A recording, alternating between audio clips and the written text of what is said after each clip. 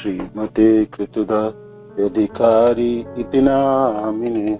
नमो विष्णुपादाय कृष्णपृष्ठाय भूतले श्रीमते भक्तिवेदांत स्वामी इति नामिने।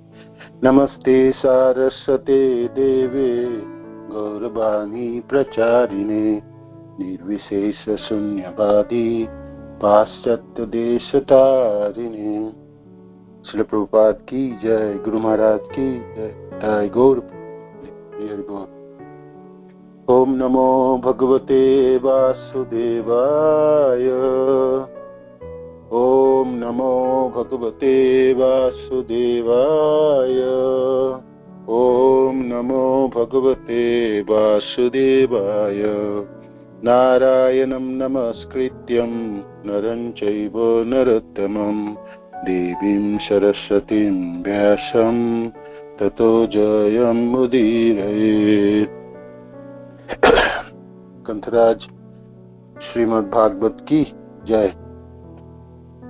स्कंद 10 अध्याय 63 श्लोक संख्या 33, 34, 35, 36।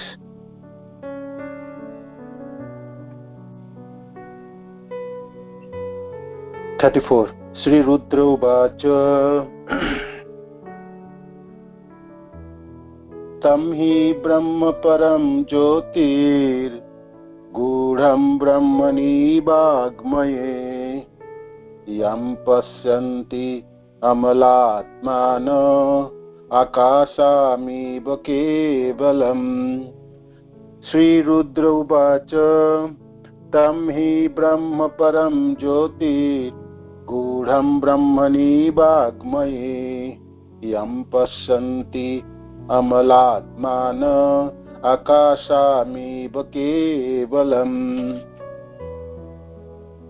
नाभिर्नभोऽयग्निर्मुखयम्बुरित दोषीर्षमासा सुतिरङ्घ्रिरुर्वी चन्द्रमनोजस्य द्विकर्कयात्मा अहं समुद्रो जठरं भुजेन्द्र। नाभिर्नभयग्निर्मुखाम्बुरतो दोषीर्षमासा सुतिरङ्घ्रियुर्वी चन्द्रो मनोजस्य दिगर्कयात्मा अहं समुद्रो जठरं भुजेन्द्र। द्रोमानिजस्यो असदीयम्बुबाः केशाभिरिञ्चोऽधिशना विसर्गः प्रजाप्रतिहृदयं यस्य धर्म स वै भवान् पुरुषो लोककल्प।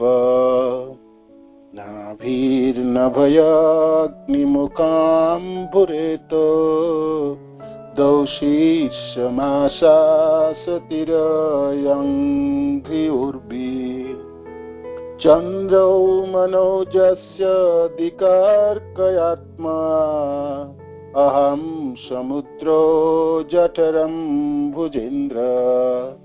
रमानिजस्यो असदीय अम्बुबाः केशाभिरिञ्चोऽधिशना विसर्गः प्रजाप्रतिहृदयं यस्य धर्म स वै भवान् पुरुषो लोककल्प।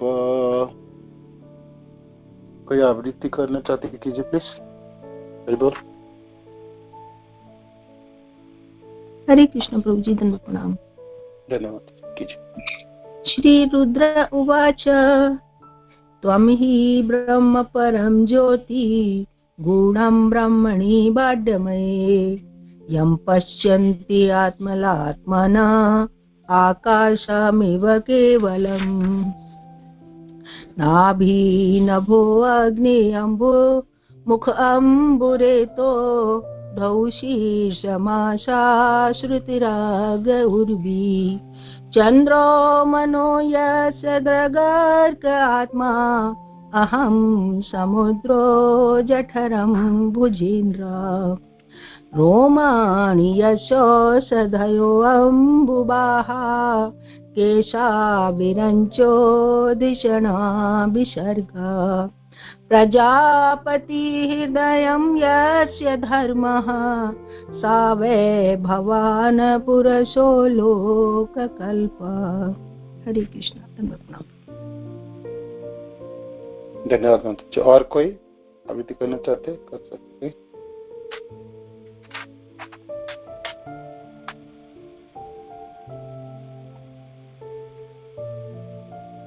हरे कृष्ण। शब्दार्थ, अनुवाद और तात्पर्य श्रील प्रभुपाद के शिष्य द्वारा श्रील प्रभुपाद की जय। श्री रुद्र उवाच। भगवान शिव ने कहा, तुम ही अकेले ब्रह्म परम सत्य, परम ज्योति प्रकाश, गूढ़ छिपा हुआ, ब्रह्मणी ब्रह्म में, वाग्मय भाषा के रूप में, वेदों में, यम जिसको, पश्यन्ति देखते हैं, अमल निष्कलंक, आत्मानः जिनके हृदय, आकाशम आकाश के, इव सदृश केवलम शुद्ध। अनुवाद। श्री रुद्र ने कहा, आप ही एकमात्र परम सत्य, परम ज्योति तथा ब्रह्म की शाब्दिक अभिव्यक्ति के भीतर के गुप्त रहस्य है। जिनके हृदय निर्मल है वे आपका दर्शन कर सकते, क्योंकि आप आकाश की भांति निर्मल हो। तात्पर्य। परम ब्रह्म समस्त प्रकाश का उद्गम है, अतएव वह परम प्रकाश है, आत्म प्रकाशमय है। इस परम ब्रह्म की गुह्य विवेचना वेदों में की गई है, इसलिए सामान्य पाठक की समझ के परे है। श्रील जीव गोस्वामी द्वारा गोपाल तपनी उपनिषद से उद्धृत निम्नलिखित कथन यह प्रदर्शित करते हैं कि वैदिक धनिया से कभी कभी ब्रह्म का उद्घाटन किस तरह होता है। तेहि चुरपासन में तस्य परा आत्मनो गोविंदस्य अखिलाधारिणी ब्रूहि। पूर्वखंड 17। उन्होंने 4 कुमारों ने ब्रह्मा से कहा, कृपया बतलाइए कि गोविंद की किस तरह पूजा करनी चाहिए, जो परमात्मा है और जो प्रत्येक विद्यमान पदार्थ की आधारशिला है। चेतस चेतना नाम पूर्वखंड। वह समस्त जीवों में प्रमुख है तथा तमहदेवम आत्मवृत्ति प्रकाशम, अपने आप की अनुभूति होने पर परमेश्वर की अनुभूति की जाती है। महान आचार्य जीव गोस्वामी भी श्रीमद् भागवत से एक श्लोक 7.10-48 उद्धृत करते हैं। गूढ़म परम ब्रह्म मनुष्य लिंगम, पर ब्रह्म मनुष्य के रूप में छिपा है। चूंकि भगवान शुद्ध है तो फिर कुछ लोग कृष्ण के रूप तथा कार्यों को अशुद्ध रूप में क्यों अनुभव करते हैं। आचार्य जीव बतलाते हैं कि जिनके स्वयं हृदय अशुद्ध है वे शुद्ध भगवान को नहीं समझ सकते। श्रील विश्वनाथ चक्रवर्ती अर्जुन के प्रति भगवान के ही उपदेश को श्री हरिवंशी से उद्धृत करते हैं। तत्परम परमं ब्रह्म सर्वं विभोजते जगत, ममैव तद् घनम तेज जातुर अहर्षि भारत। उस समग्र प्रकृति से श्रेष्ठ पर ब्रह्म है जिससे इस संपूर्ण सृष्टि का विस्तार होता है। हे भारत, तुम्हें जान लेना चाहिए कि परब्रह्म मेरे केंद्रीभूत तेज से युक्त है। इस प्रकार शिव जी अपने भक्तों को बचाने के लिए अपने नित्य आराध्य प्रभु भगवान कृष्ण की स्तुति करते हैं। भगवान की मोहिनी शक्ति ने शिव जी को कृष्ण से भिड़ने के लिए प्रेरित किया था, किंतु अब यह युद्ध समाप्त हो चुका था और अपने भक्तों को बचाने के लिए शिव जी ये सुंदर स्तुतियां करते हैं। श्लोक संख्या 35-36। नाभि नाभि, नभः आकाश, अग्नि अग्नि, मुखम मुख, अम्बु जल, रेत वीर्य, दौ सर्ग, शीर्षम शीर, आशा दिशाएं, श्रुति श्रवणेन्द्रिय, अंघ्रि पांव, उर्वी पृथ्वी, चंद्रः चंद्रमा, मनः मन, जस्य जिसकी, दृक् दृष्टि, अर्क सूर्य, आत्मा आत्मचेतना, अहम मैं शिव, समुद्र समुद्र, जठरम उदर, भुज बाहु, इंद्र इंद्र, रोमानी शरीर के रोए, जस्य जिसके, औषधीय पौधे, अम्बु बहा जल बहक बादल, केशः सिर के बाल, विरिंच ब्रह्मा, धीशन विवेक बुद्धि, विसर्ग जननेन्द्रिय, प्रजापति मनुष्य की उत्पन्न करने वाला, हृदयम हृदय, जस्य जिसका, धर्म धर्म, स वह, वे निसंदेह, भगवान आप, पुरुष आदि सस्ता, लोक सारे लोक, कल्प जिससे उत्पन्न। अनुवाद। आकाश आपकी नाभि है, अग्नि आपका मुख है, जल आपका वीर है और स्वर्ग आपका सिर है, दिशाएं आपकी सर्वेंद्रिय कान है, औषधि पौधे आपके शरीर के रोए हैं तथा जल धारक बादल आपके सिर के बाल हैं, पृथ्वी आपका पांव है, चंद्रमा आपका मन है तथा सूर्य आपकी दृष्टि नेत्र है, जबकि मैं आपका अहंकार हूं।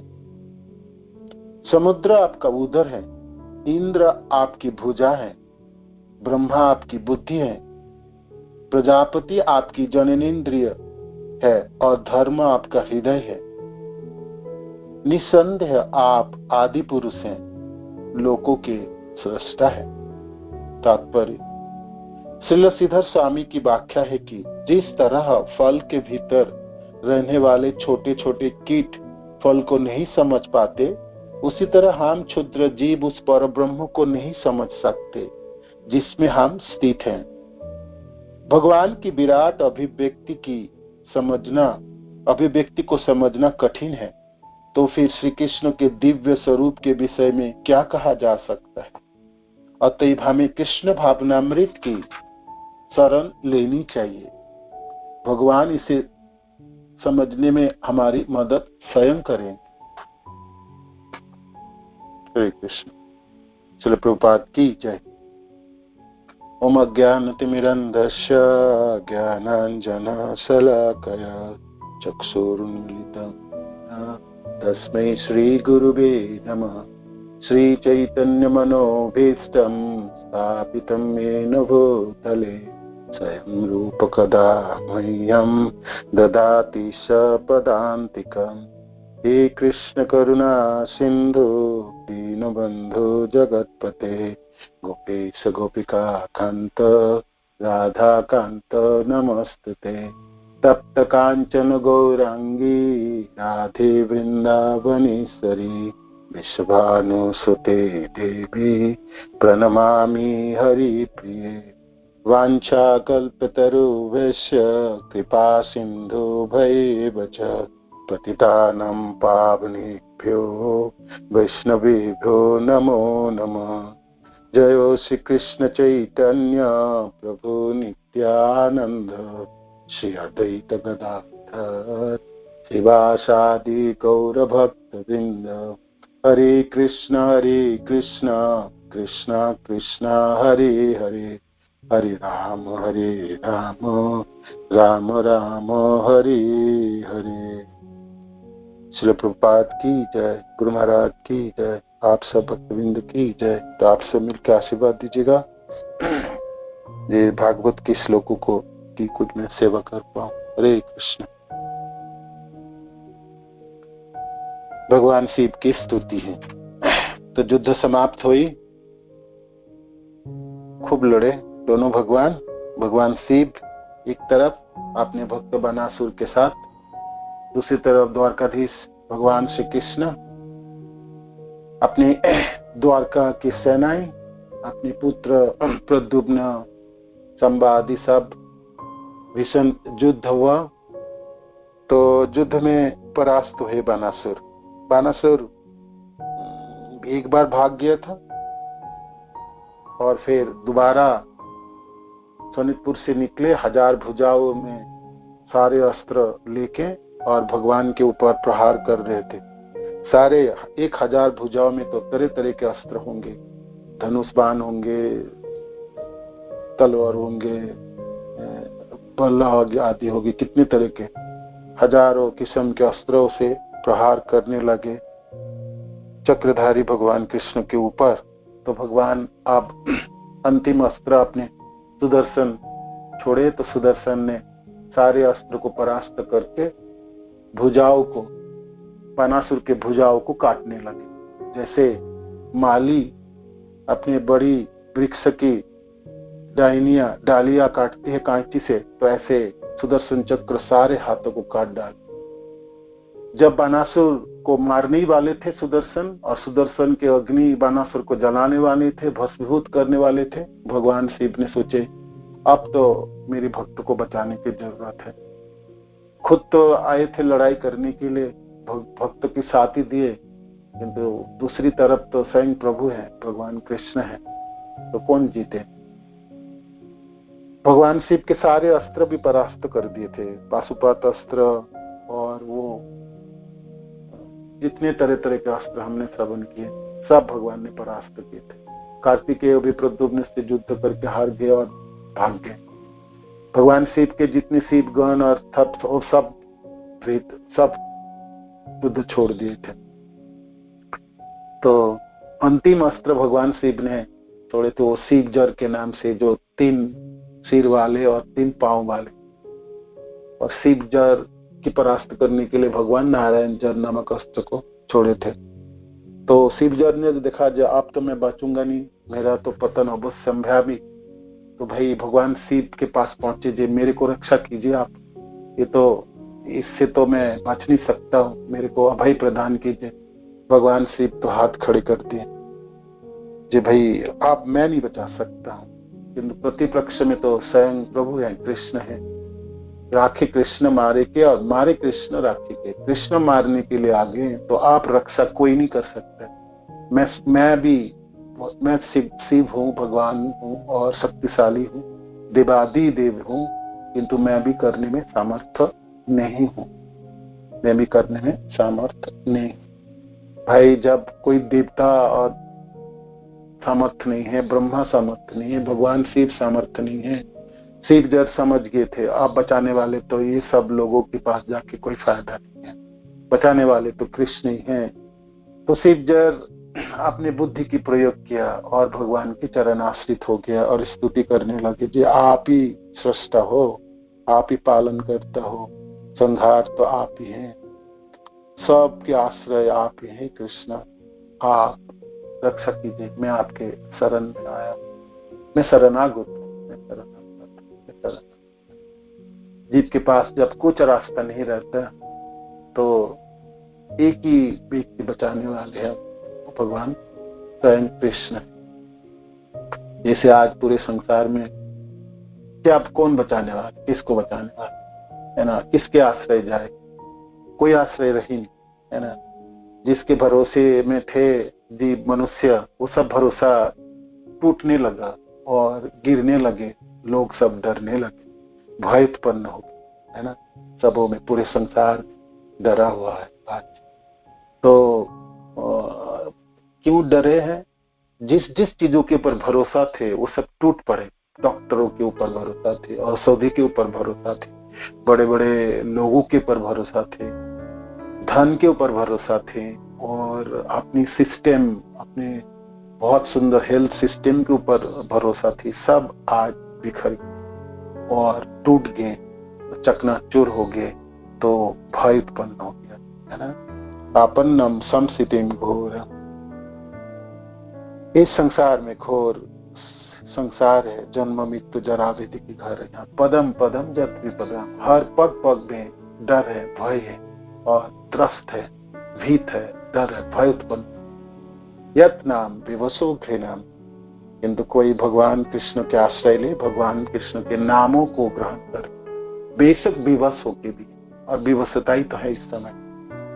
तत्सद्य विमुच्यते जत भय जत विभेति स्वयं भय, उस भय को भी भयभीत करने वाले एक ही व्यक्ति की सामर्थ्य है, वो भगवान कृष्ण है। और कृष्ण के नाम जो डर से बचा सकते, ये पूरी संग संतप्त संसार को बचाने के लिए स्वयं कृष्ण के नाम ही बचा सकता है, और कृष्ण बचा सकते हैं, है ना। कृष्ण की संसार है, सृष्टि उन्हीं की रचा है, सबों के आश्रय वो है ना। मारने की हाथक जो हथियार है उन्हीं की है ना, देखा जाए। किंतु उसी के अस्त्र से बचाने के लिए रक्षा तो वो स्वयं कर सकते, दूसरे के आश्रय से हम बच नहीं सकते, है ना।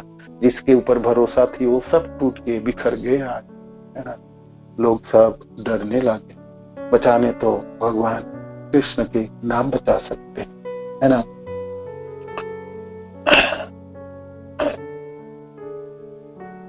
तस्मात् संकीर्तनम विष्णु जगत मंगलम महसा महताम अपि कौरभ्य विधि एकांतिक निष्कृतम। अजामिल कथा की अंत में सुखदेव महाराज कहता है, इस पूरे जगत को मंगल करने वाले तो भगवान की कीर्तनी संकीर्तन मंगल कर सकता है, और बड़े से बड़े पापों को समूल विनाश कर सकता है। तस्मात् संकीर्तनम विष्णु, भगवान विष्णु की कीर्तन, नामों की कीर्तन, सम कीर्तन, संकीर्तन, है ना। जगत मंगलम महसा, इस पूरे संसार की जगतों को मंगल करने में सक्षम है ना। आमहसाम, और बड़े से बड़े पापों को समूल विनाश कर सकते। विधि एकांतिक निष्कृता, यही एकमात्र विधि है बचने के लिए, और कोई विधि नहीं, और कोई विधि नहीं है। शिवजर ने देखा अब तो बचाने वाला कोई न रहा, है ना। मनुष्य क्या बचाएगा, देवता क्या बचाने वाले, बाकी लोग क्या बचाने वाले, तो स्वयं शिव भी बचाने वाले नहीं, समर्थ नहीं हुए। तो भगवान कृष्ण के चरण आश्रित होके उन्होंने स्तुति किए, शरणागत हो गए, और भगवान ने अभय प्रदान किए, अभय प्रदान। जब विभेति स्वयं भय, है ना, अभय प्रदान। भय भय को भी भय देने वाले, भय को भी भीत करने वाले तो कृष्ण के नाम है, और स्वयं कृष्ण के भ्रुकुटी से महाकाल संचालित होती है। भय जो डर है, जो काल है, समय है, तो समय ही है ना, ये काल के रूप में लोगों को, संसार को डराता है ना। जन्माता है, दुखों के पछड़े में रखता है, और मृत्यु देता है, मृत्यु से पहले मृत्यु की भय दिखाता है ना, और सबों को डरा के रखता है। कैसे त्रस्त है देखिए संसार आज। बचने का तो एक ही रास्ता है, कृष्ण की आस, कृष्णम शरणम बच्चा, कृष्ण की शरण में जाओ, वही बचाने वाले तो वही कृष्ण के नाम। तस्मात् संकीर्तनम विष्णु, भगवान कृष्ण के कीर्तन ही पूरे संसार को मंगल प्रदान करने वाले, अशुभ समय मंगल देने वाले, मंगल प्रदान करने वाले। और कोई रास्ता रहे, और कोई रास्ता रहे। शिवजर ने वही किया, उन्होंने भगवान के आश्रित हो गए, भगवान अभय प्रदान किए, और आपको कोई डर नहीं, है ना, कोई भय नहीं आपके। भय नष्ट हो जाए आपका। और ऐसे करके शिवजर जब अंतिम अस्त्र भी परास्त हुई, तो भगवान शिव तो हाथ खड़े किए, बानासुर ने लड़ने आए, बानासुर को अब मारने ही वाले थे भगवान, और सुदर्शन चक्र उनको काटने ही वाले थे, और सुदर्शन चक्र के अग्नि से भस्मीभूत होने ही वाले थे। तो अपने भक्त को बचाने के लिए भगवान शिव स्वयं पहुंचे कृष्ण के पास, भगवान कृष्ण के पास, और स्तुति करने लगे। भगवान शिव जानते थे प्रभु को शांत करने के लिए एक ही रास्ता है, उनकी चरण आश्रित होना। वो तो है ही स्वयं भगवान शिव तो परम वैष्णव है, वैष्णवानाम यथा शंभु जानते हैं, है ना। और 12 महाजनों में से भी एक महाजन स्वयंभु नारदो शंभु कुमारो कपिलो प्रह्लादो जनको भीष्म बलिर्वैयासकी वयम ये 12 महाजनों में से एक है शंभु। तो भली भांति जानते हैं बचाने वाले तो एक ही हैं इस संसार से।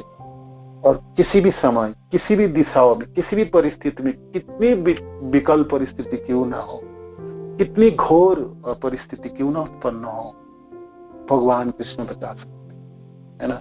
और तो मैं तो बचा नहीं सकता हूँ मेरे भक्त को इस समय। युद्ध मैंने कर लिया, पूरी शक्ति से लड़ लिया, सारे अस्त्रों मैंने छोड़ा, सब तो परास्त हो गया। तो आप बचाने के लिए उन्होंने उनके अस्त्र शिवजर जो मूर्तिमान होकर जो रास्ता अपनाए, भगवान शिव भी उसी रास्ता अपनाए। आप तो प्रभु के पास ही जाना है और प्रणाम करने, निवेदन करने, प्रार्थनाएं करनी, जे आप तो छोड़ दीजिए। भगवान शिव स्तुति करने लगे और भगवान शंकर की स्तुति है, रुद्र की, बहुत सुंदर है। हमने पिछले प्रचेताओं के जो उपदेश थे वो स्तुति भी पढ़ रहे थे, वो भी देख रहे थे कितने सुंदर है। और यहाँ से शुरुआत है ना। भगवान शिव है भाई, जानते हैं भगवान कृष्ण की स्वरूप को, है ना। हालांकि मनुष्य के रूप में है इस समय और क्षत्रियों के आवेश में होकर लड़ रहे हैं, है ना, लड़ाई की। और लगता है जैसे आपने आती हो कि अपने पुत्र को बचाने के लिए आए। एक राजा स्वाभाविक है क्षत्रियों के आवेश में आके लड़ाई किए और बचाना चाहते अपने सजनों को। मनुष्य लिंगम, मनुष्य के रूप धारण किए कृष्ण, ये अद्भुत है, सबको धोखा देने वाले। और बड़े से बड़े योगी और महात्मा जनों भी समझ नहीं पाए, किंतु भगवान शिव तो सेवक है, परम वैष्णव है, भगवान के स्वरूप को ठीक भली भांति जानते। और लड़ाई भी क्यों की वो सब हमने सुने। लड़ाई भगवान शिव आपने अहंकार दिखाने के लिए, जो मैं शिव हूं और मैं भी बहुत शक्तिशाली हूं, मैं आपसे लड़ सकता हूं, देखो। नहीं, भगवान शिव 3 कारणों से लड़ाई की, इस युद्ध में भाग लिए। एक तो भगवान को वीर रस की आसादन कराने के लिए। भगवान लड़े भी तो, कृष्ण लड़े तो आपने समकक्ष में कोई हो प्रतिद्वंदी बहुत शक्तिशाली हो तो लड़ने की आसादन पा सकते हैं, लड़ना में मजा आता है।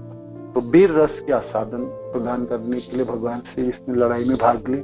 दूसरे, अपने भक्त को अहंकार को नष्ट करने के लिए। ये बानासुर बलि महाराज के पुत्र हैं और ये भगवान शिव के भक्त है, उपासक बने और उन्होंने शक्ति की याचना की। तो भगवान शिव ने उनको शक्ति प्रदान की, 1000 भुजाएं प्रदान की। तो कहते 1000 भुजा तो प्रदान हो गए, मैं शक्तिशाली हूं, तो लड़ू किससे? आप मेरे से लड़ाई करो।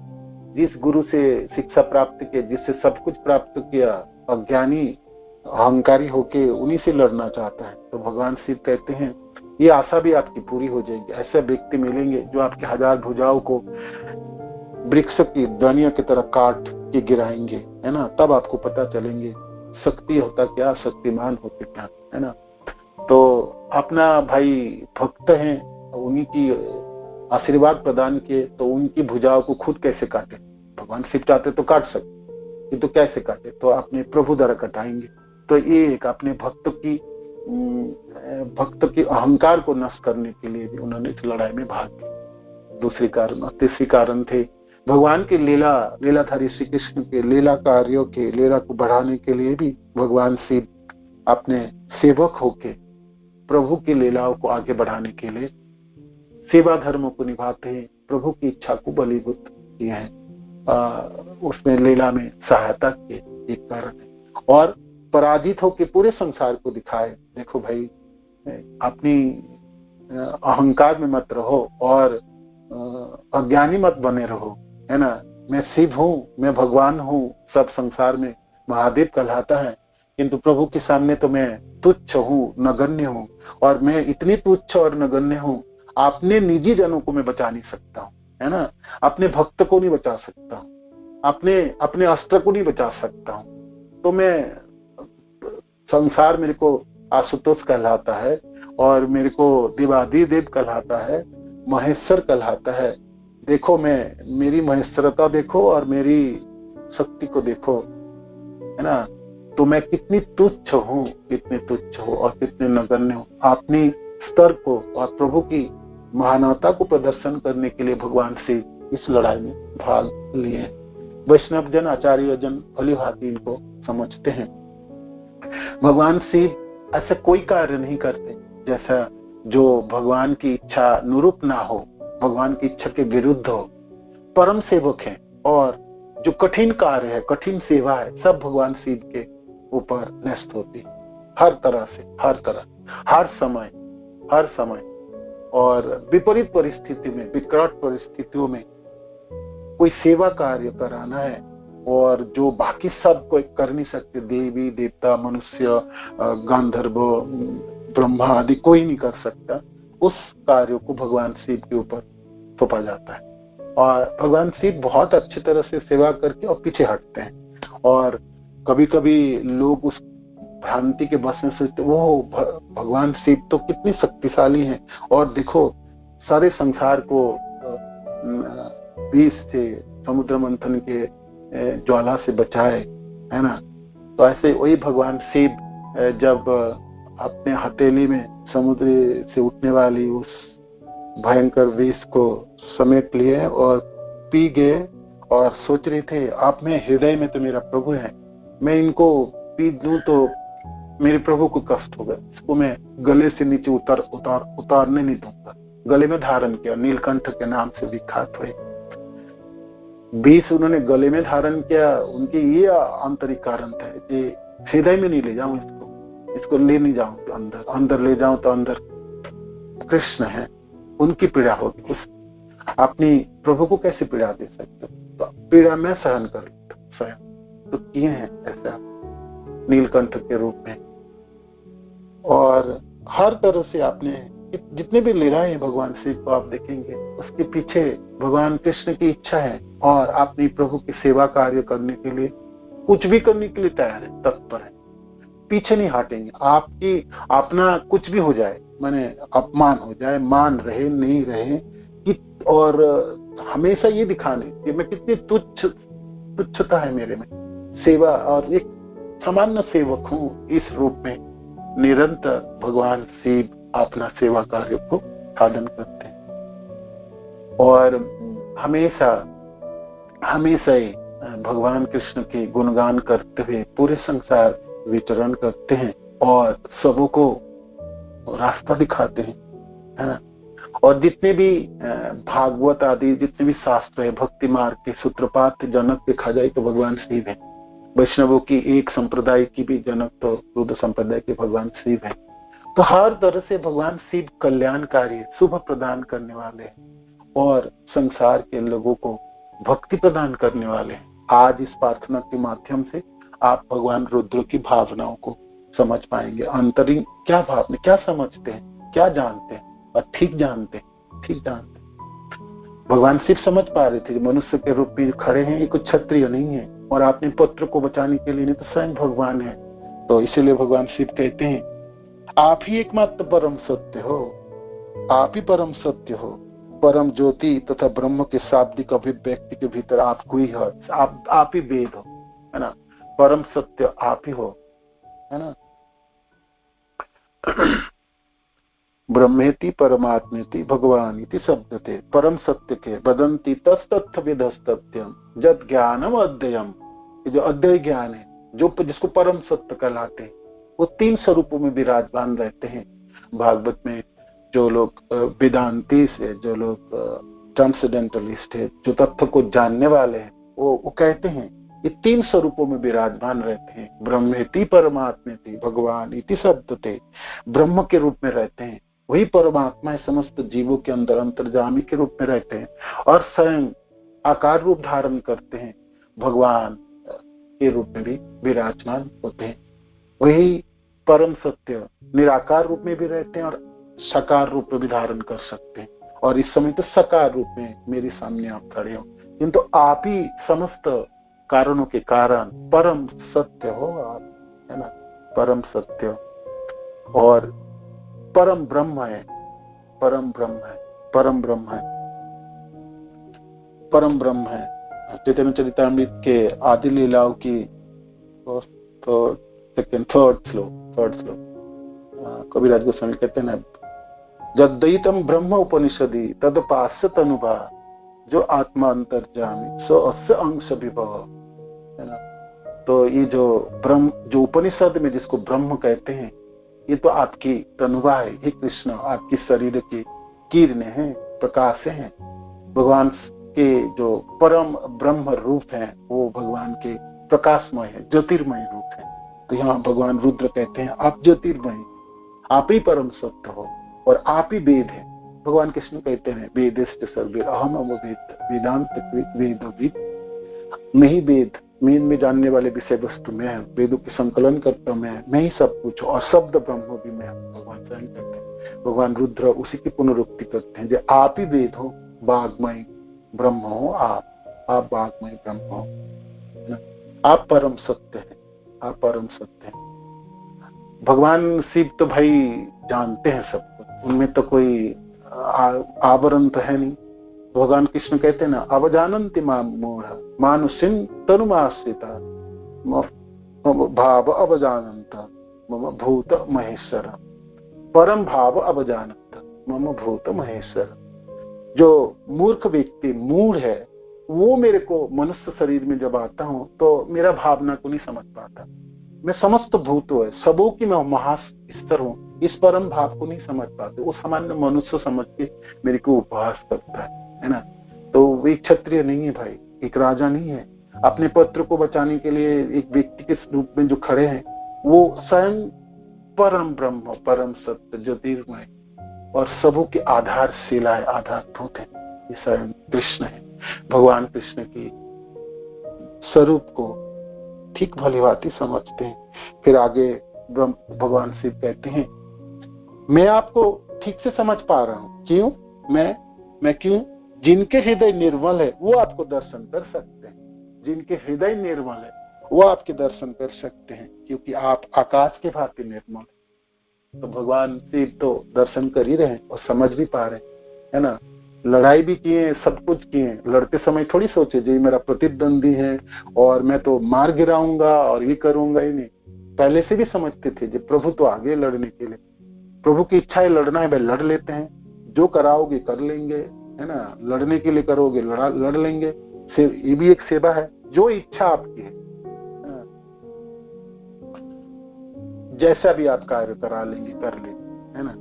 ये तो भली भांति भगवान रुद्र जानते हैं कि आपको जानने के लिए तो एक निर्मल हृदय की जरूरत है। कलमशग्रस्त हृदय वाले व्यक्ति आपको नहीं समझ सकते, है ना। तो फिर कौन समझ सकते भगवान को? भगवान के भक्त ही समझ सकते हैं। भक्तानाम अभिजानाति, भगवान खुद भी कहते। तो ये परम भक्त हैं, भक्त में से भक्तों की भक्त हैं, परम वैष्णव है भगवान शिव। कहते जिसके हृदय निर्मल है वही आपको समझ सकते हैं, क्योंकि आप आकाश के भांति निर्मल है ना। आप में कोई कलमश नहीं है ना। तो इसलिए जिनके पास थोड़ी बहुत भी कलमश है वो नहीं समझ पाएंगे। तो भाई मनुष्य अपने इंद्रिय से, ये कलमशग्रस्त इंद्रिया है, हृदय है, ये जड़ इंद्रिया है, तो फिर कैसे कलमश रहित होंगे? हटेगी कैसे हृदय की कलमशता, दुर्बलता, आसक्ति संसारों के प्रति भगवान के नाम के माध्यम से, है ना। अथवा श्री कृष्ण नाम आदि ना भवेद ग्राहम इंद्रिया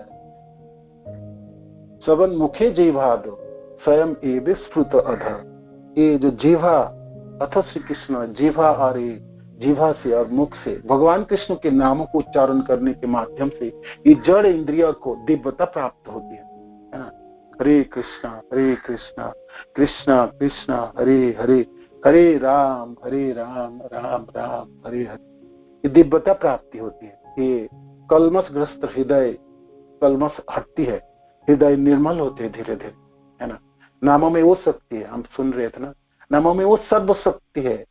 भगवान ने पूरे शक्ति इस नामों में डाल दी। नाम नाम नकारी बहुधा निज सर्व शक्ति प्रार्थता नियमित, सारे शक्ति इसमें डाला, सब शक्ति है जो एक जड़ इंद्रियधारी मनुष्य की जड़ इंद्रियों को, हृदय को कलमश रहित कर सकते, निर्मल बना सकता है ना, निर्मल बना सकते हैं। इसे भगवान के नामों में सब शक्ति है। आपके भय को दूरीकृत कर सकते हैं, आपको पाप को काट सकता है, आपको चक्र से निकाल सकते हैं, और सर्वोपरि आपके इंद्रिया जो दूषित है जो कलमशग्रस्त है और वासना में आसक्त है और जड़ है, भौतिक है ना, आध्यात्मिक नहीं है ये, तो फिर आध्यात्मिक कृष्ण तथा कृष्ण के नामों को, कृष्ण को कैसे समझ सकते, कैसे दर्शन पा सकता है? उसके निर्मल हृदय से दर्शन पा सकता है। तो निर्मलता भगवान के नाम के जपन के माध्यम से हो सकता है, कर सकते हैं। रूप गोस्वामी पाद कहते हैं ऐसे संभव है। और हर शास्त्र में यही निर्यास है, भगवान के नाम जप के द्वारा सर्व सिद्धि प्राप्त, सब कुछ प्राप्त हो सकता है, सब कुछ प्राप्त हो सकता है ना। और इस भयंकर परिस्थिति में जिस समय संसार खड़े हैं और सब डरा हुआ है, देखिए आपको एक ही चीज बचा सकता है और आपके पास एक ही रास्ता है, वो नाम जप है ना। आप अपने को बचा सकते हैं, अपने निजी जनों को बचा सकते हैं, पूरे संसार को बचा सकते हैं और सबों को बचा सकते हैं। जगत मंगलम आभूषा, पूरे संसार को मंगल करने वाले। तो सुखदेव महाराज ने अजामिल कथाओं के उपाख्यान के अंत में अपनी भावनाओं को व्यक्त कर वर्णन, ये एक चीज है जो पूरे संसार को अशुभ चीजों से बचा के मंगल प्रदान करा। हमारे पास यही रास्ता है इस समय, है ना, एक ही रास्ता है, एक ही रास्ता है। तो नाम संकीर्तन करो, नाम संकीर्तन करो और एक ही काम करो, नाम संकीर्तन करो। घर पे रहो, घर पे रहो और घर पे रहो, घर के अंदर भी मार डालेंगे आपको, है ना। मृत्यु तो आपको कहीं भी प्रहार करेंगे, किसी भी जगह पे प्रहार करें, है ना। ऐसा नहीं है जे वो घुस नहीं सकते, मृत्यु की गति तो अबाध है, उनके रोकने की शक्ति किसी में नहीं। एक ही चीज रोक सकता है, कृष्ण के नाम जब उनको रोक सकता है। मृत्यु के भय से जीव मुक्त हो सकता है ना, भय मुक्त हो सकता है, और है ना, भय को भी भय मुक्त करने वाले भगवान के नाम। तो भगवान रुद्र कहते हैं निर्मल हृदय वाले आपको दर्शन कर सकता है। सचमुच इस जड़ इंद्रिया में वो शक्ति नहीं है जो कृष्ण की अनुभूति हो सके, कृष्ण प्रेम की प्राप्ति कर सके, कृष्ण के दर्शन कर सके, कृष्ण को समझ भी पाए। समझने की शक्ति आपको इस जड़ इंद्रिया में तब होती है जब जीभा और मुख से भगवान कृष्ण के नाम जपाए, है ना। निरंतर जपते जपते जपते जपते नवापराध शून्य निरपराध नाम लोहिले पाई प्रेम था। एक दिन अपराध से रहित हो जाएंगे, करते करते करते नवाभास के स्टेज अतिक्रम करके शुद्ध नाम जपने लगेंगे और प्रेम प्राप्त कर लेंगे, भगवान कृष्ण के दर्शन प्राप्त कर लेंगे, सब कुछ कर लेंगे, अनुभूति प्राप्त कर लेंगे, है ना। आगे तो यहाँ पर जीव गोस्वामी पाद ने वो श्लोक उद्धृत करते जे मनुष्य लिंगम परम ब्रह्म मनुष्य के रूप में है ना। इसलिए धोखे में मत रहो, जो मनुष्य के रूप में आए तो उसको समझ नहीं पाए और जान नहीं पाए। तो भगवान मनुष्य के रूप में भी आ सकते हैं, है ना, मनुष्य के रूप में भी आ सकते हैं। और युधिष्ठिर महाराज जब दुखी हो रहे थे तो प्रहलाद महाराज की कथा, प्रहलाद महाराज की भक्ति आदि सुन के श्रवण करके नारद जी से, तो उन्होंने कहा जी प्रहलाद महाराज के पास तो स्वयं भगवान पधारे, है ना, नरसिंह भगवान स्वयं पधारे, दर्शन दिए, तो प्रहलाद महाराज के और कितने सुंदर दर्शन प्राप्त थे। हम लोगों के लिए हम लोगों की क्या होगा? तो नारद जी कहते आप पांचों पांडव भी बहुत भाग्यवान हैं, है ना। आप ही के साथ भगवान कृष्ण विराजमान है और ये कृष्ण मनुष्य नहीं है, स्वयं भगवान है। तो बड़े बड़े जो साधु ऋषि और मैं भी सब लोग जानते हैं, इसलिए तो हम लोग आपके घरों में, आपके महलों में आते हैं और दर्शन देते हैं, दर्शन करके जाते हैं। तो वो ये शब्द है ना, ये श्लोक है।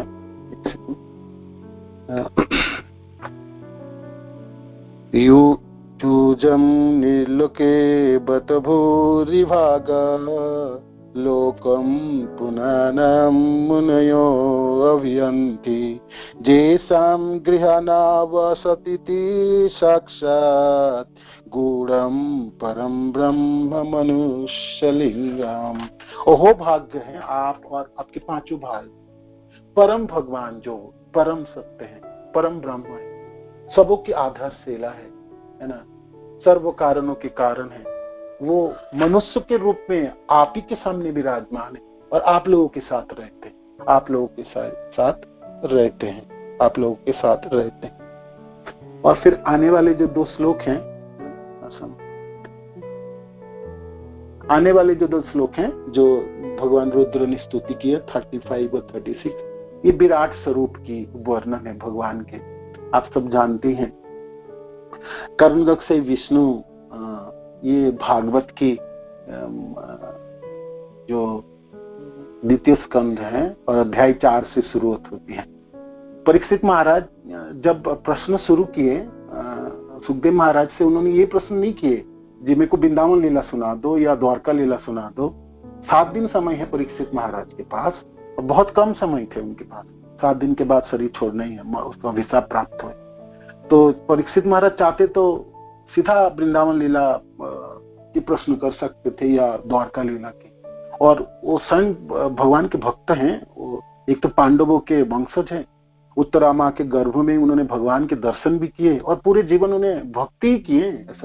ऐसा नहीं है वो अभक्त हैं, भाई अभिशप्त हो गया डर के मारे गंगा के तट पे आए तो जानता ही नहीं कुछ और कुछ आल फाल प्रश्न करे। नहीं, प्रश्न तो कर सकते थे वृंदावन लीला की और द्वारका लीला की, किंतु उन्होंने नहीं किया। उन्होंने क्या किया, पूछे जी विराट सृष्टि, ये जो सृष्टि हम देखते हैं कैसे सृजित होता है, कौन सृजन करता है, इसके पीछे है कौन, और ये सब इंद्रिया, ये सब पदार्थ, इसकी नियंता कौन है ना। वहां से शुरू किए और सुखदेव महाराज भी इसी यहाँ से वर्णन करना शुरू किए।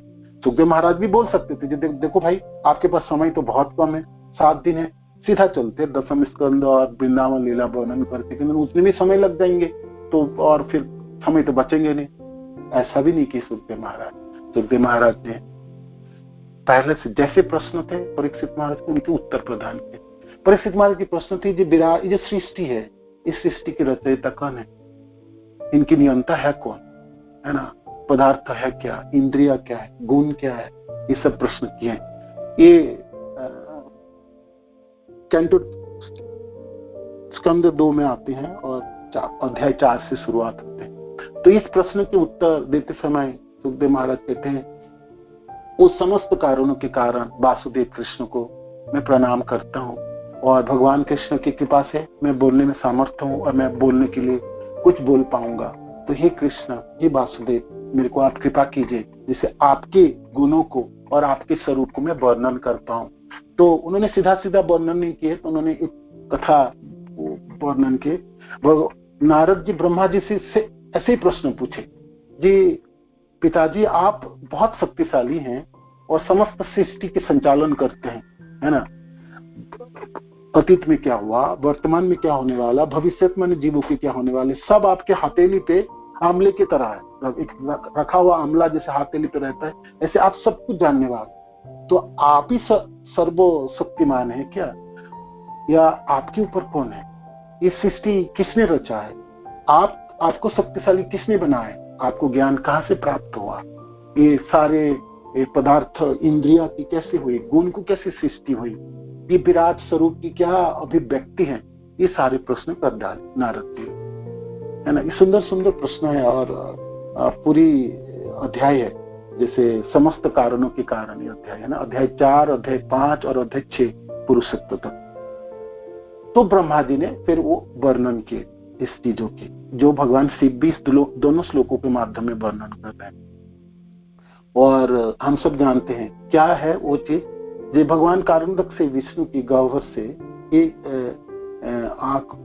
आंखों जब दृक्पात करते हैं महतत्व के ऊपर, तब आलोड़न सृष्टि होती है, तब फिर ये गुणों की उत्पत्ति होती है ना, सतगुण, रजगुण, तमोगुण, और फिर दूसरे आंखों से उन्होंने काल की उत्पत्ति करते हैं, और खुद भी अपने को विस्तार करके गर्भोदक से रूप में ब्रह्मांड में प्रवेश करते हैं, और अपने शरीरों की जलों से आधा निमज्जित रहते हैं और सोए रहते हैं। उसमें से भगवान के गर्भोदक के नाभि कमल से कमल फूल उद्गम होते हैं, ब्रह्मा जी की उत्पत्ति होती है, और बाकी सारी सृष्टि चलती है, ये सब हम जानते हैं, हमने पढ़ा।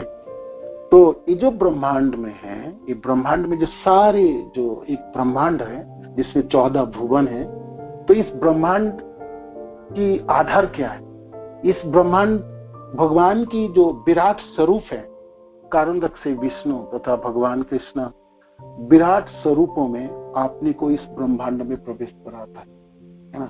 1000 भुजाओं है, हजार उनके हाथे हैं, हजार आंखें, ऐसे करके वर्णन है। दार्शनिक लोग जब वर्णन करते हैं जे इस पूरे संसार में भगवान कर्णक से विष्णु, महाविष्णु आपने की विशाल रूपों में इस ब्रह्मांड में अपने को प्रसारित करते हैं। तो वो स्वरूप को समझाने के लिए भगवान रुद्र की ये स्तुति है। नाभि कहते हैं ना, नहीं तो ये शब्द आपको बहुत सोचने में बाध्य करेगा, जे भगवान रुद्र बोल क्या रहे, कौन सा चीज को वर्णन कर रहे हैं।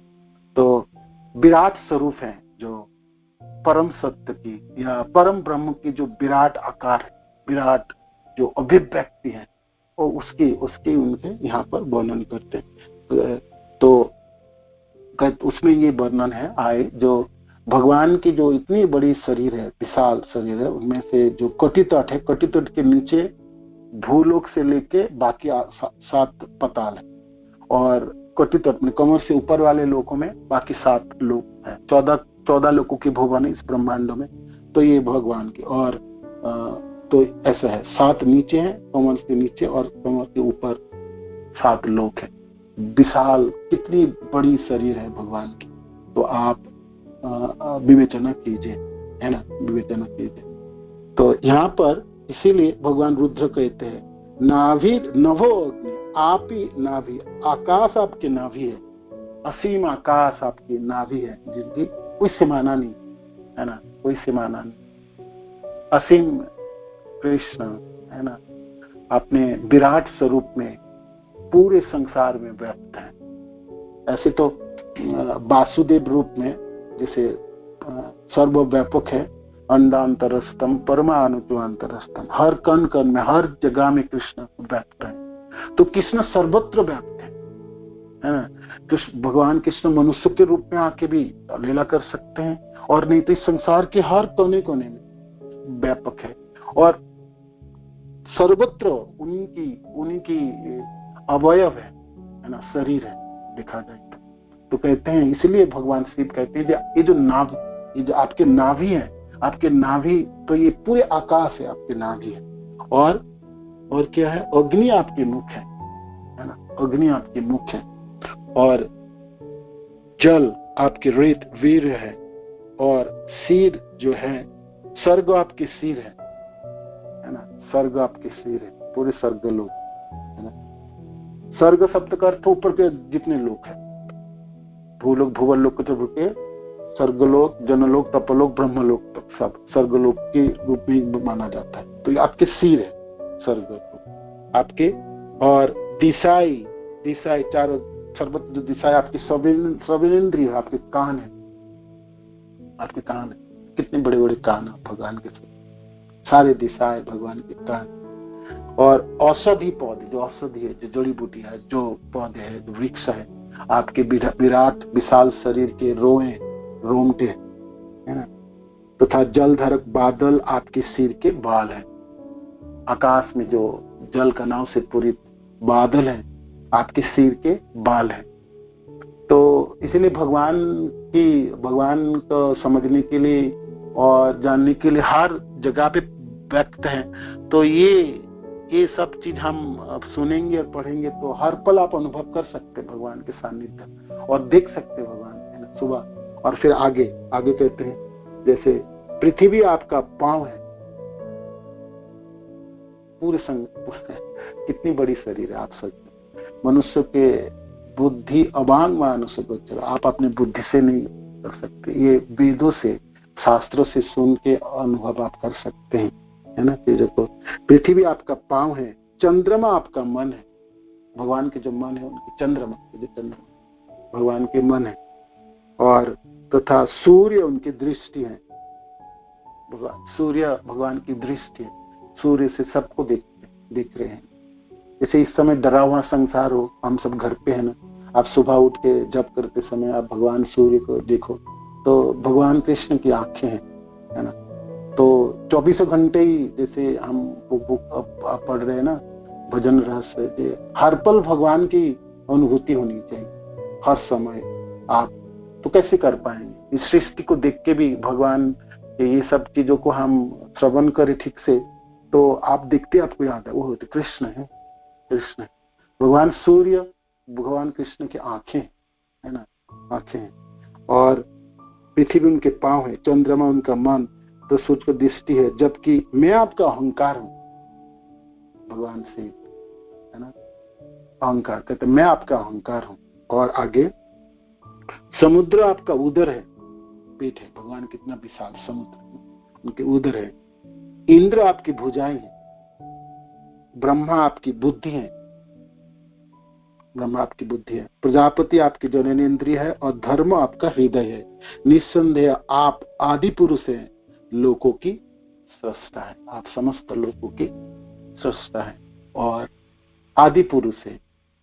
हम सब जानते हैं ये जो सृष्टि है, ये सृष्टि कुछ समय तक रहे है ना, और हम भी कुछ समय तक यहाँ पर रहेंगे, इस शरीर में रहेंगे, और फिर जब प्रलय होगी, एक दिन होगी प्रलय, तो सारे ये सृष्टि बिखर जाएंगे और जितने जीव हैं तरुण से विष्णु के गह्वर में चले जाएंगे।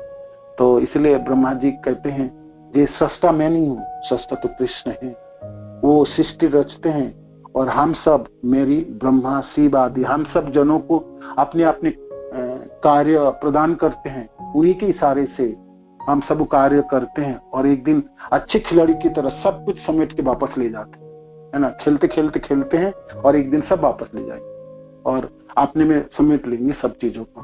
तो भगवान अद्भुत है, अद्भुत उनकी शक्ति है, अद्भुत उनकी आधार है, ब्रह्मा जी कह रहे। तो नारद जी ने सारे प्रश्न के थे, एक एक करके उत्तर प्रदान कर रहे थे, विराट स्वरूप को भी वर्णन कर रहे थे। भागवत में सारे श्लोक हैं विराट स्वरूपों के। यहाँ रुद्र भगवान शिव तो उनमें संक्षिप्त वर्णन कर रहे हैं। आपको पूरे जानना है ये सचमुच किस लोग कहाँ पर है, भगवान की किस किस जगह पे हैं, वक्ष में है और कहाँ पे उदर में कौन है, जंघे में कौन है, ये सब पुंखानी पुंख वर्णन भागवत के द्वितीय स्कंद के अध्याय 4 से शुरू 4, 5, 6 तीनों चैप्टर तीनों अध्याय वर्णन वर्णित है। तो इससे क्या होगा, आप मानो कि हम सबों के मन में प्रश्न है भाई ये सब सुन के हम क्या करेंगे और क्या होगी हमारा, हमने तो नाम ही जप कर लेते हैं और ठीक है, हमारे लिए कृष्ण नाम और कृष्ण जप और सब ठीक है, बहुत अच्छे हैं, ये सब हमको नहीं चाहिए। तो बहुत कठिन और शब्द है और उसको अनुभव करना भी कठिन है। भाग्य है आपकी, पूरे सब समय आप नाम जप कर सकते हैं तो बहुत अच्छे, उससे उससे उससे अच्छी तो कोई चीज है नहीं। सब समय तो कर नहीं पाएंगे, क्यों नहीं कर पाएंगे, बात यह है हम है बहिरंगा शक्ति के अधीन है और नाम जप अंतरंगा शक्ति के अधीन होती है। तो इसीलिए तो परीक्षित महाराज ने जो प्रश्न किए सीधे अंतरंगा शक्ति के अधीन जो है, जो लीला है वो उन्होंने नहीं किए, बहिरंगा शक्ति के बारे में पूछे, जी सृष्टि बताओ कैसे है, इस सृष्टि का संचालन कैसे करते, इस सृष्टि के सर्वत्र भगवान कहाँ पर, कृष्ण को कहाँ कहाँ हम देख सकते हैं। तो आप मानो कि नाम जपने के बाद थोड़ी सी किसी जगह में आप खड़े भी हो तो आप ऊपर आकाश की तरफ देखोगे तो आपने पढ़े हैं और सुने भी हैं, ये आकाश तो भगवान की नाभि है। कृष्ण आपको तुरंत याद आता है ना, बहुत बहुत जल्दी याद आते हैं। और क्योंकि हम इस बहिरंग शक्ति के अधीन है और बहिरंग इस जगत को प्रत्यक्ष अनुभव कर सकते, देख सकते हैं। अंतरंग शक्ति में भगवान के धाम तथा भगवान के वो सब चीज आध्यात्मिक है और सच्चिदानंदमय है। उनमें हमने जड़ इंद्रियों को उतने संचालन करके उसको प्रत्यक्ष दर्शन नहीं कर सकते, उनके अनुभव की विषय वस्तु है। और आप जब बहुत शुद्ध हो जाएंगे, शुद्ध हृदय से उसके अनुभव होती है। किंतु ये भगवान की इस रूपों के अनुभव कोई भी कर सकता है। थोड़ी सी आपके से जानना है कि इस चीजों में भगवान इस रूपों में व्यक्त है। पूरे सागर जितने जल राशि, अथाह जल राशि है, कभी सागर के सामने खड़े होकर से भगवान की है ना आश्चर्य है, भगवान की उदर है ना। तो आपको तुरंत कृष्ण के उस रूप, विराट रूप पूरा ना भी समझ पाए किंतु भगवान तो याद आ गया आपको, कृष्ण याद आ गया, कृष्ण के रूप आ। उगते हुए सूर्य है या डूबते सूर्य, सूर्य को देखते भगवान के नेत्र है ना, हम प्रणाम करते हैं सूर्य भगवान, तो कृष्ण है, कृष्ण की कृष्ण है। तो ऐसे करके कृष्ण की सृष्टि में कृष्ण परिव्याप्त है ना, प्रसारित है सर्वत्र। तो वो इस चीजों को हम ठीक से समझ पाए ना और हमारे लिए अनुभव करना आसान हो जाता है। प्रत्यक्ष है ना, ये प्रत्यक्ष है ना, अनुभव देख पाते हैं, समझ पाते हैं और हमारे सामने है ये सब चीज। तो इसीलिए भगवान की इस रूपों को भी हमको जानने की जरूरत है और समझने का भी जरूरत है। नहीं तो मनुष्य लिंग, भगवान के मनुष्य की लीला हम देखें और कभी कभी हम गलत कर सकते, कभी कभी मनुष्य समझ लेते हैं, है ना, मनुष्य समझ के भी गलती भी कर लेंगे।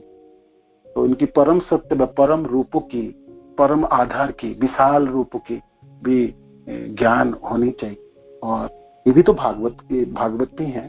तो बहुत सुंदर है। आपके पास समय है और आप सोचते हैं कि इस पृथ्वी में, इस संसार में, इस भौतिक संसार में सर्वत्र भगवान वासुदेव के रूप में कैसे आपको व्यक्त करते हैं, तो मेरे को थोड़ी सी जानना चाहिए। तो आपको ऐसे इच्छा जागे तो भागवत के कैंटो स्कंद 2 आपके अध्याय 4 से 4, 5, 6 तीनों चैप्टर आप पढ़ सकते हैं। तो आपके ये विराट स्वरूप की ज्ञान आपको प्राप्त होगी और भगवान को अनुभव कर सकते हर पग पग, है ना, जैसे भगवान रुद्र यहाँ पर वर्णन कर रहे हैं।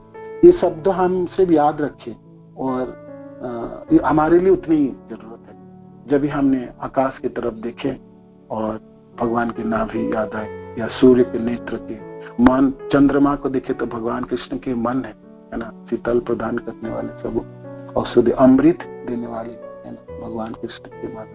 तो ऐसे करके हम भगवान को, भगवान कृष्ण की विराट स्वरूपों की अनुमान, अनुभव कर सकते। ठीक, हरे कृष्ण।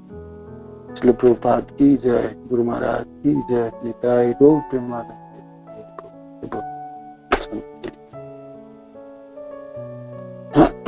किसी को कोई प्रश्न है, कुछ कर सकते, कुछ ऐड करना कीजिए। हरि बोल, हरे कृष्ण। हरे कृष्ण प्रभु जी, दंडवत प्रणाम प्रभु जी। धन्यवाद प्रभु। हरि बोल, हरि बोल। हरि बोल प्रभु जी। ये जो 34 नंबर का जो चैप्टर है आज का, उसमें मुझे सिर्फ एक ये बता दें, श्रील जीव गोस्वामी ने कहा, गोपाल तापनी उपनिषद में लिखा हुआ, वैदिक साउंड ओकेजनली रिवील, मतलब इंग्लिश में लिखा है उसका पर्पट, लेकिन आप हिंदी में होगा कि वैदिक sound occasionally reveal the absolute, यानी कि वो कौन से, मतलब उसके कुछ ऐसे वो मंत्र होते हैं या मतलब वो शब्द होते हैं, जैसे लिखा है, ते हो चोर उपासना में इतास्य परमात्मा गोविंदा अखिल से उद्धरिनो ब्रूही, यानी पूर्व खंड में दिया हुआ है। इसका मतलब क्या कि वो कोई साउंड, मतलब आवाज है, वेद की मंत्र है। वेद की मंत्र, अच्छा, वैदिक मंत्र की बात आई, वैदिक मंत्रों की बात। वैदिक मंत्रों में, वेदांत में और ये सब में भगवान की वर्णन है ना, भगवान के परम ब्रह्म के रूपों के वर्णन, उस चीजों के वर्णन, वेदों की जो वैदिक मंत्रों की बात। जी नहीं, बहुत इंटरेस्टिंग है। एक दो अर्थ। हाँ, और अभी जो आप ये होमवर्क करने के लिए जो सेकंड जो मैनिफेस्टेशन, कॉस्मिक मैनिफेस्टेशन, वही पढ़ना है ना, थोड़ा जानकारी के लिए। आपकी जानकारी, आपके पास, सबों के पास समय है इस समय, और बहुत सुंदर है। आपको बहुत, उसमें मैं भी पढ़ रहा था आज और देख रहा था, और बहुत चीज है, आपको बहुत इंटरेस्टिंग भी है। और सचमुच भगवान की अनुभव करने के लिए ना, वो आपको बहुत सहायता भी करता है, क्योंकि हमने प्रत्यक्ष देखते हैं। जैसे पृथ्वी के ऊपर हम चल रहे हैं, तो धरती माता के ऊपर चलते हैं, तो हमको अनुभव करना है। सूर्य को देखते हुए अनुभव कर, चंद्रमा को देखते हुए, समुद्र को देखते हुए, पर्वतों को देखते हुए अनुभव करना है, पेड़ पौधों को देखते हुए अनुभव है। तो ये बहुत आसान है अनुभव करना उससे, है ना। तो सच्चिदानंद कृष्ण को अनुभव करना, आध्यात्मिक जगत में उनकी रूप को अनुभव करना, या गोलोक के अनुभव करने के लिए बोले हमको, तो बहुत भारी है, क्योंकि हम अंतरंग शक्ति के अधीन नहीं है, हम बहिरंग शक्ति के अधीन। तो इसीलिए वो परीक्षित महाराज ने प्रश्न भी पूछे और सुखदेव महाराज ने उसी से उत्तर प्रदान किए। नहीं तो सुखदेव महाराज तो बोल सकते थे, चलो भाई 7 दिन समय है, छोड़ो ये सब नहीं वर्णन करते, सीधा चलते वृंदावन लीला में और द्वारका में। ऐसा नहीं किया। 7 दिन समय है, उसी समय में सारे प्रश्नों के उत्तर उन्होंने सीरियली देते चलेंगे, और ये हम सब जनों के लिए है। ये होमवर्क है, सब लोग पढ़िएगा, बहुत सुंदर है, बहुत सुंदर है। 4th चैप्टर 5th 6th अध्याय कैंटो 2 की 2.4 2.5 2.6 ठीक है प्रभु जी। और इसमें तो यही समझ में आता है कि भगवान ने अपने आप को बिल्कुल इस स्तर पे लेकर आके हर एक को अनुभव करने भेज दिया है। अभी जैसे ये अभी आपने पढ़ा आज का श्लोक इतना इम्पोर्टेंट, क्या आंख कहाँ है, ये कौन से क्या क्या अंग है, वो धीरे धीरे अगर पता चले और उसको अनुभव करना, जैसे पानी का बताया हुआ है। हाँ, पानी का, जैसे आप तो समुद्र के किनारे हो, आप देख रहे हैं ना, इतना विशाल अथाह समुद्र है ना। मैं अभी वही देख रहा था, अभी वही सोच रहा था कि ये क्या अथाह विशाल समुद्र है, ठीक है। हाँ, बहुत जो भी बहुत इस संसार में जो भी कुछ आश्चर्य चीज देखते हैं ना, जो भी आपको आश्चर्यित करते हैं, आप सोच कृष्ण है, कृष्ण खड़े हैं, बस वही विष्णु खड़े हैं। सही हरि बोल, बहुत बढ़िया, हरि बोल, हरे कृष्ण, हरे कृष्ण, धन्यवाद।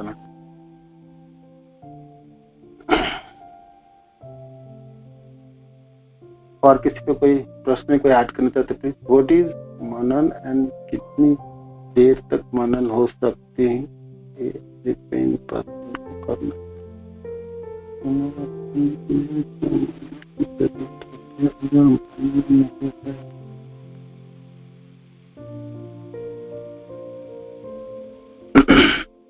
और किसी को कोई प्रश्न है या कुछ ऐड करना चाहते प्लीज, नहीं तो समाप्त करते हैं।